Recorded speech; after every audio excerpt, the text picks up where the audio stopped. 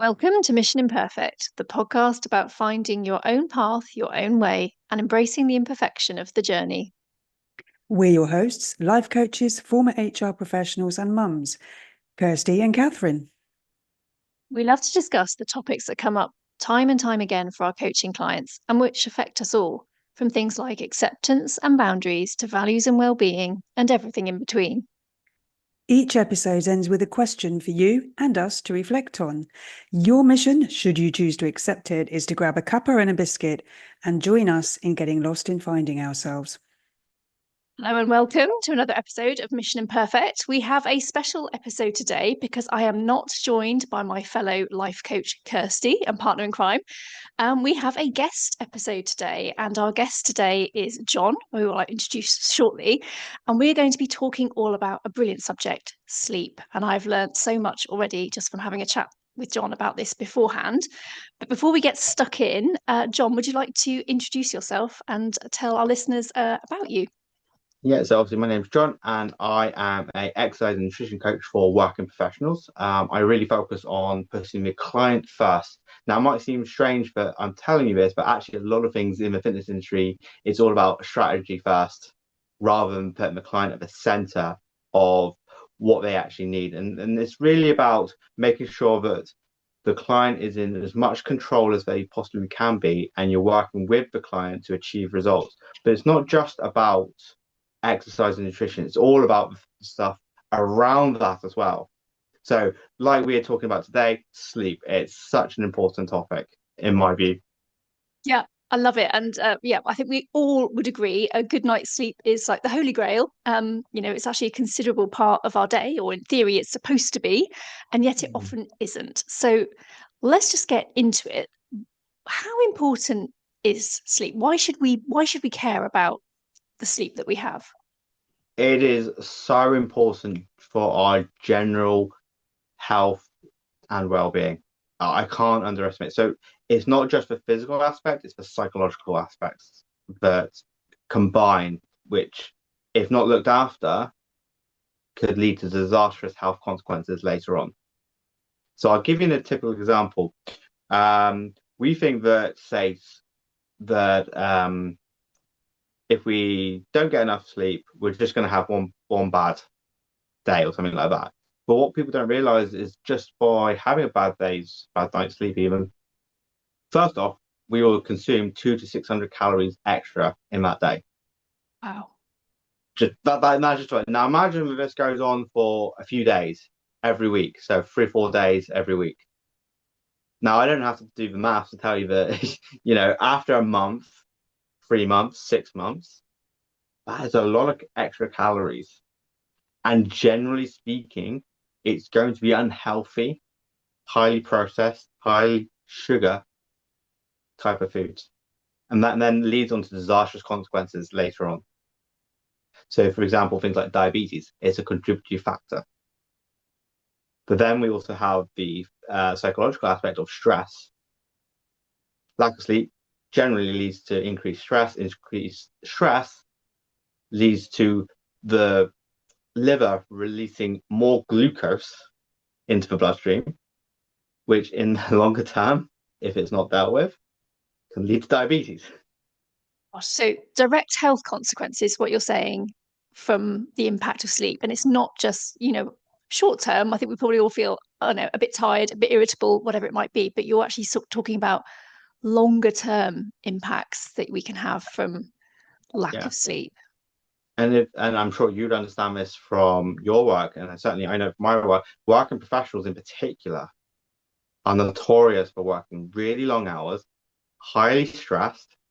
Then they may have things like children that they need to come back home to, and that, depending on their age, can be adding more stress.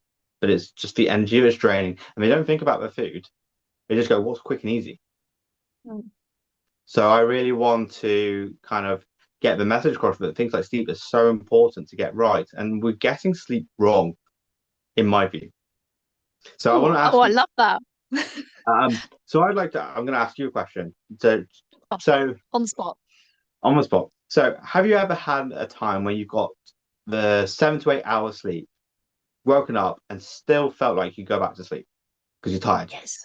Yes. Yeah. Why is that? I thought is so Okay. are you telling me that that's one of the because I love what you just said, we get sleep wrong. And I thought I'm going to have to ask you about that. How are we getting sleep wrong? I have a feeling you're going to say it's not about the amount of time you spend in bed. No, It's quality over quantity. Is that what you're going to tell me? well, quality, yes. But also the second part of that question was, have you ever had a time when you've had, say, 4.5 hours sleep and you felt absolutely amazing, even though you in terms of length of time, it's been shortened, but you still feel great.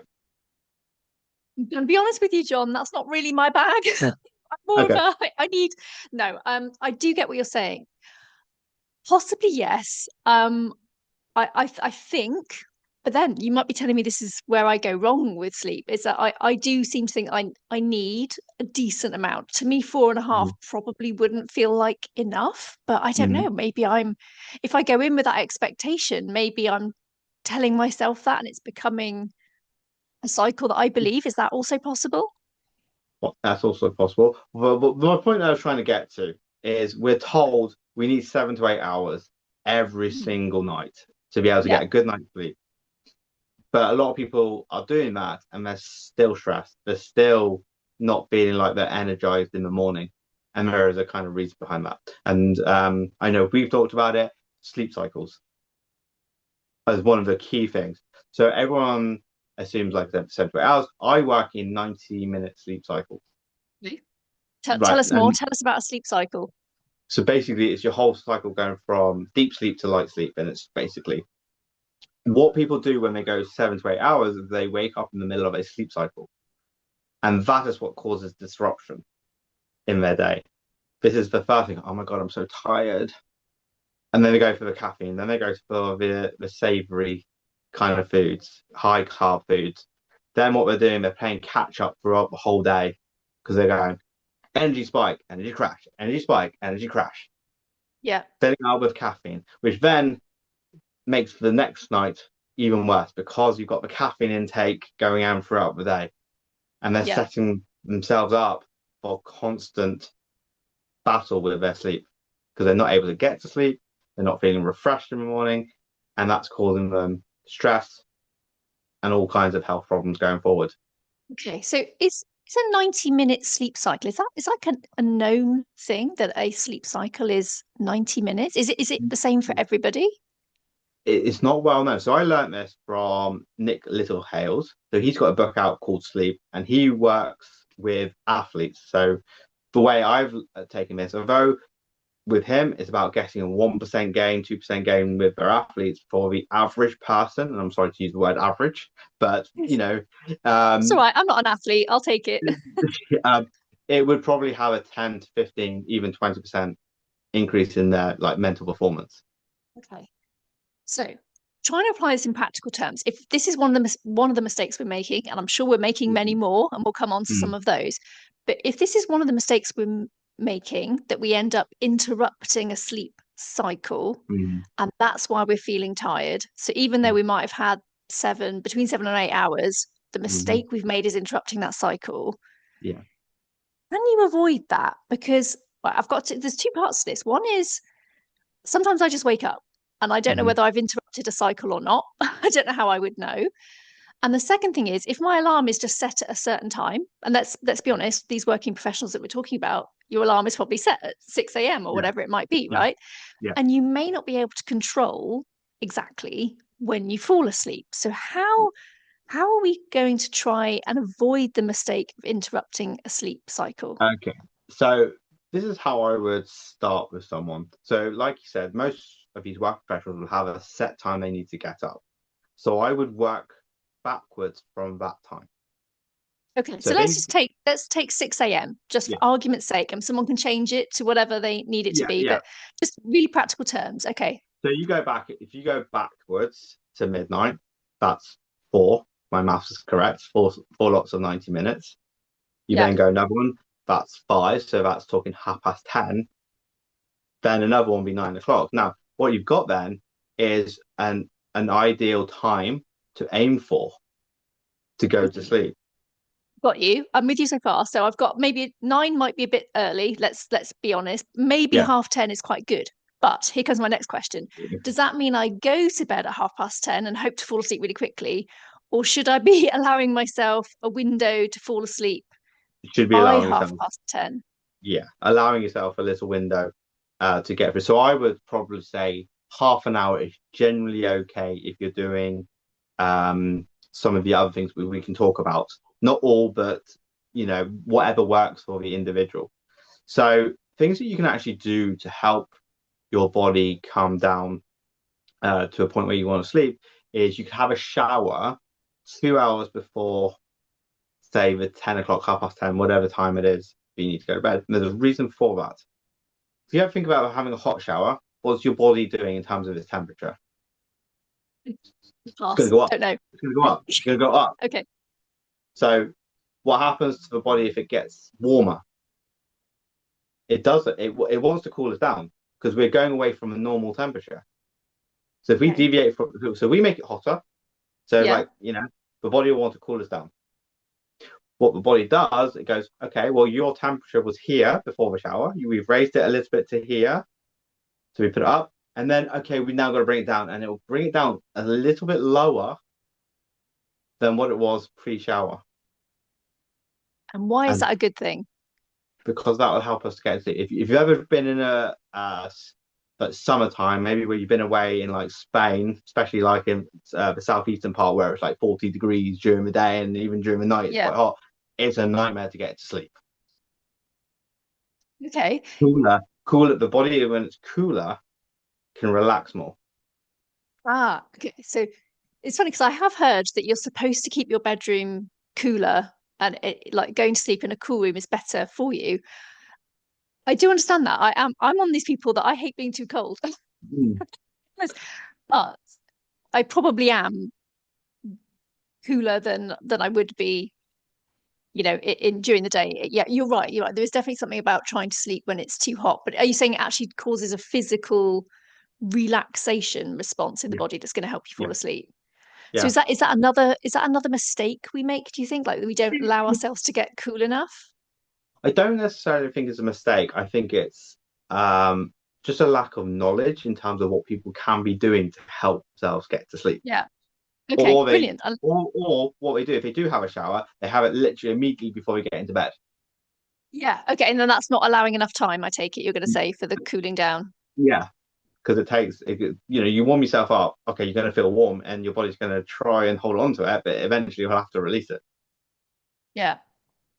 And then that's why it's better to have it 2 hours because you can raise your body temperature slightly and then allow it to cool down.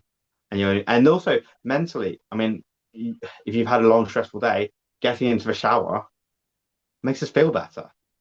So Yeah. there is an element of just the natural. I feel so much better. My stress is gone or is going. Yeah. And there's that aspect to it, which actually, again, mentally allows us to get rid of our maybe negative thoughts or our frustrations from the day in a way which is normal, if that makes sense, because, everyone needs to shower. Yeah. So to your mind, is it perhaps sometimes better to have it in the evening than in the morning? Perhaps. If you were looking at how the body responds, it would be better to have a warm shower in the evening than in the morning. But and also because like again, if this is going for more energy during the day, cold shower would actually do you a lot of good in the morning. But most people don't want to have a cold shower. That fills me with horror.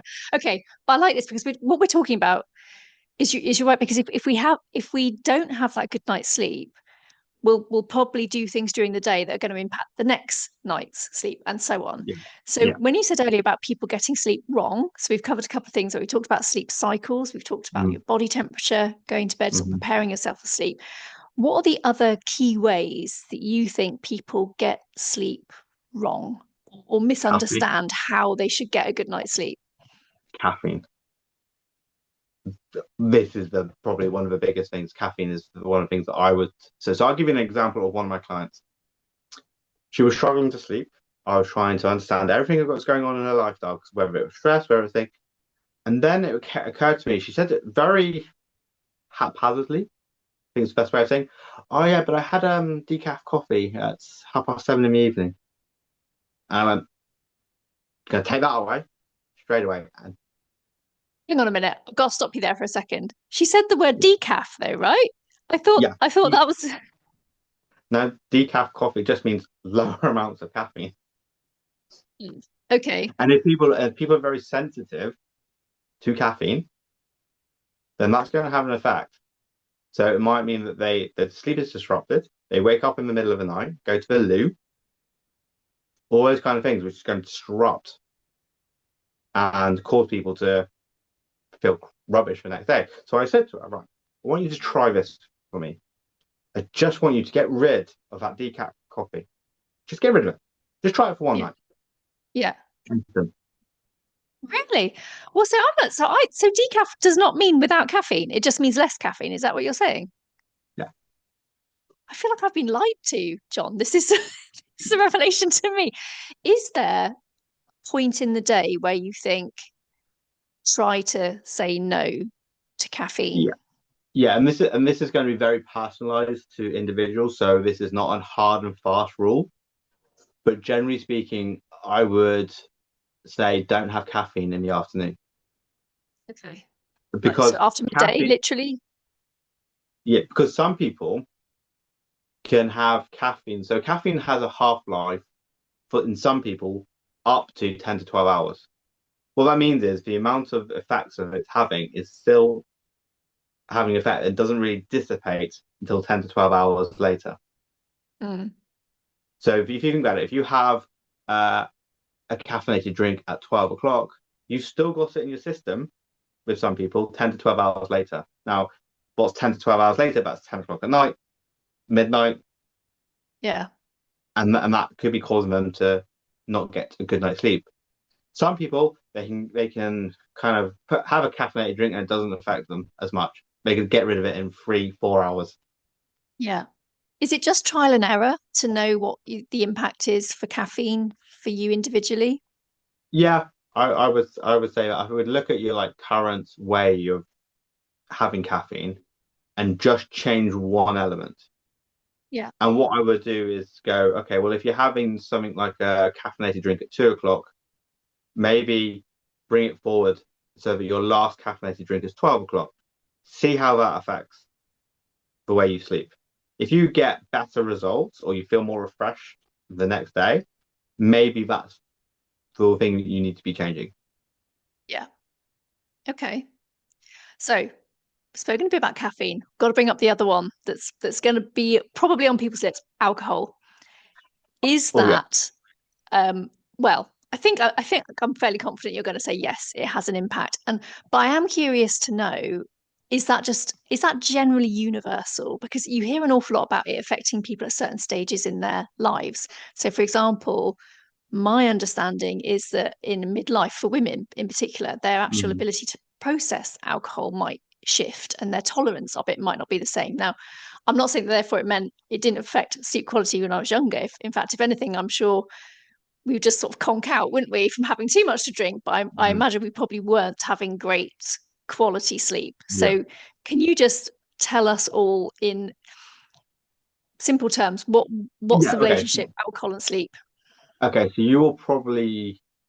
It really depends on how much alcohol you're having and how your tolerance. So that's obviously a key consideration. But generally speaking, you produce compounds within your body which forces you to disrupt the sleep.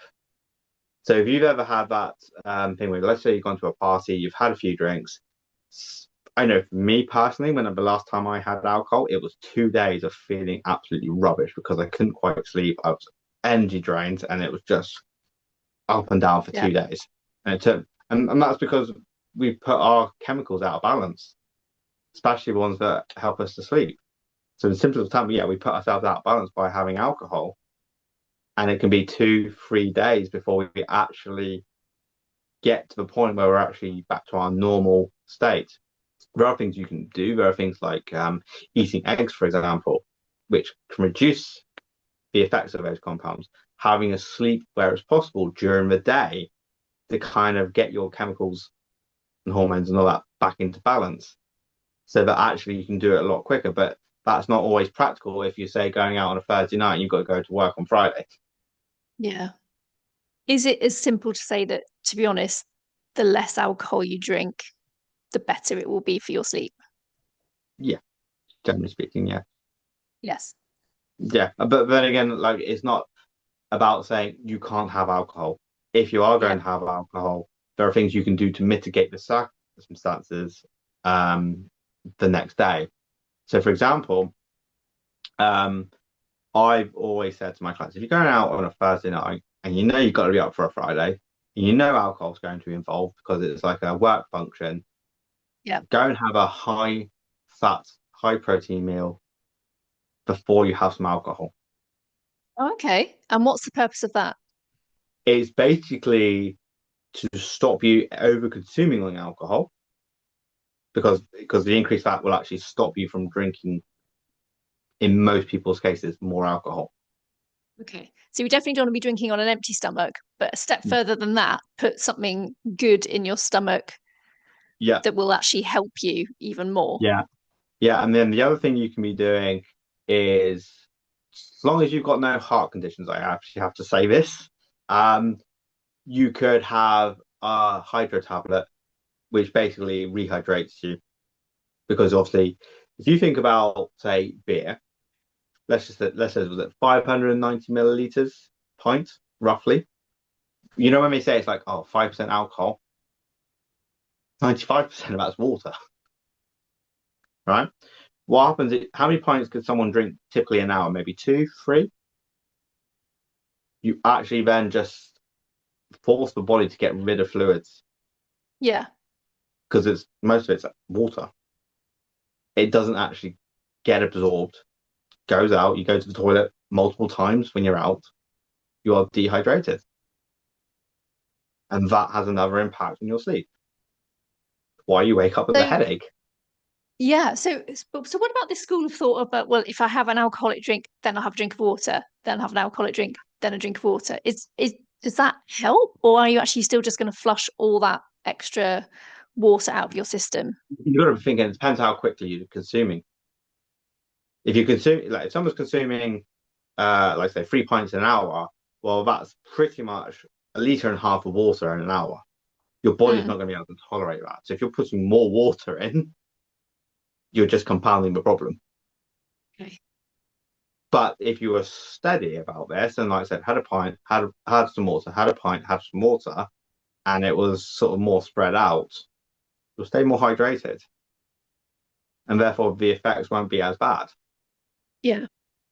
Does does being dehydrated directly impact your sleep, or does it just give you that awful fuzzy head and perhaps more consequences, shall we say, for the next day? Well, yeah, because people don't really think about what to do when they've got a hangover sometimes. Got a headache, we go, okay, do you know what? We're going to have a nice fried breakfast. Is that Again, not a good thing? but some of it actually would be. So if you had eggs, for example, that would be really good because there are things in eggs which will help you get over your hangover a lot quicker. But then people compound it by having everything else, which is the toast, the hash browns, it's all fried, Yeah, yeah. and then it's calories. Then it's like, okay, I just need all those extra calories. So like I started right at the beginning, 600 Oh calories yes, extra, more alcohol. Yeah, more calories. and then you've also got the aspect of like the calorific value of the alcohol on top of that. Mm, yeah. Okay. All right. I feel like we've given alcohol a bit of a beating there. So let's talk about some other factors Okay, for good sleep. And I okay, think obviously in talking about where we go wrong, we've highlighted some things that people can do. So looking at, the cycles, thinking about the body temperature, mm. caffeine, drinking. Are there other are there other like quick wins that people can do to improve their sleep by really Yeah, short notice, like even starting today? yeah. So simple thing is go out for a walk every single day in the daylight. Yeah. Okay. We want to flood our brain through our eyes with blue light because that will help us sleep later on. The problem we have is technology is all giving us blue light, but the blue light essentially gives us energy to stay awake. So it's telling the brain, okay, this is daylight. We've got to be energized. We've got to be moving. Yeah. Got to be doing stuff. But we don't do that. And then when we get home, we're sat in front of the TV, the laptops, the phones. We're just flooding blue light in. So it's telling the brain, stay awake. Yeah. And when people work late, like really late, like 9, 10 o'clock, you just telling the brain, stay awake, go, go get this finished. Like you're just flooding blue light in.